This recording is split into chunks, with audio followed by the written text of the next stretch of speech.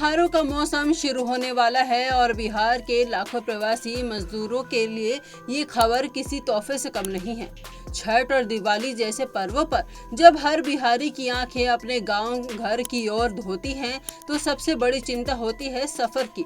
लेकिन अभी सफर होगा आसान, क्योंकि बिहार सरकार ले आई है दो बड़ी सौगातें।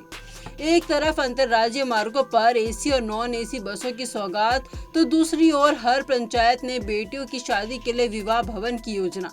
आइए आपको बताते हैं इन दोनों फैसलों की पूरी कहानी। बिहार के मुख्यमंत्री नीतीश कुमार ने एक बेहद अहम घोषणा की है। उन्होंने कहा कि राज्य सरकार 299 नई बसों का संचालन शुरू करने जा रही है, जिनमें एसी और नॉन एसी दोनों प्रकार की बसें होंगी। इस योजना को मंगलवार को हुई मंत्रिपरिषद की बैठक में हरी झंडी मिल गई है। सरकार 105 करोड़ रुपए इन बसों को खरीदने में खर्च करेगी। जानकारी के मुताबिक इसमें 75 वातानुकूलित यानी एसी और 74 डीलक्स यानी नॉन एसी बसें शामिल होंगी।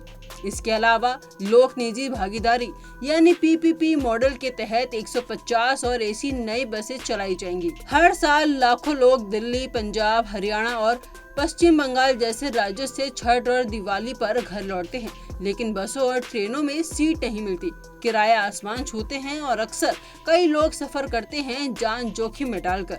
लेकिन अब बिहार सरकार ने इस दर्द को समझा है और उसके समाधान के लिए बड़ा कदम भी उठाया है। मुख्यमंत्री नीतीश कुमार ने खुद अपने सोशल मीडिया अकाउंट पर ये जानकारी दी है। उन्होंने लिखा, त्योहारों पर बिहार आने वाले लोगों को परेशानी ना हो, इसके लिए सरकार 299 बसों का संचालन शुरू कर रही है। हमारी प्राथमिकता जनता की सहूलियत है। इतना ही नहीं, बिहार सरकार अब केंद्र सरकार से भी अनुरोध करने जा रही है कि छठ और दिवाली के समय विशेष ट्रेन चलाई जाए, ताकि ज्यादा से ज्यादा लोग अपने घर सही समय पर और सुरक्षित तरीके से पहुंच सके। ये प्रस्ताव भी मंत्रिपरिषद की बैठक में पारित किया गया है। अब बात करते हैं दूसरी बड़ी घोषणा की, जो बिहार की बेटियों के लिए है। नीतीश कुमार ने एक और अहम फैसला लिया है।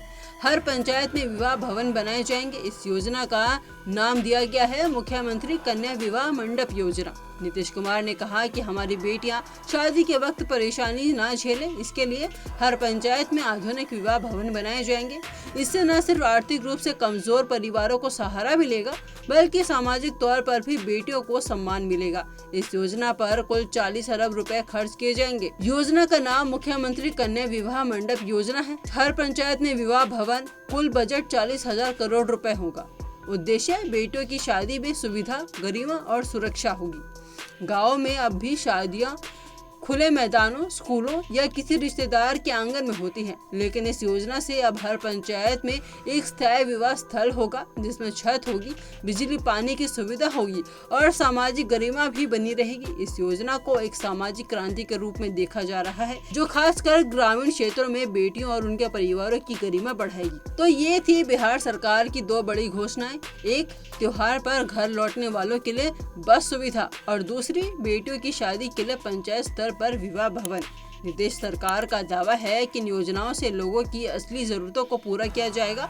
त्योहारों पर जब देश भर से लोग अपने गांव लौटेंगे, तो उन्हें अब ना तो सफर की चिंता सताएगी और ना ही बेटियों की शादी की। छठ और दिवाली अब पहले से ज्यादा रोशन होंगे, क्योंकि सरकार ने समझा है लोगों की जरूरतों को।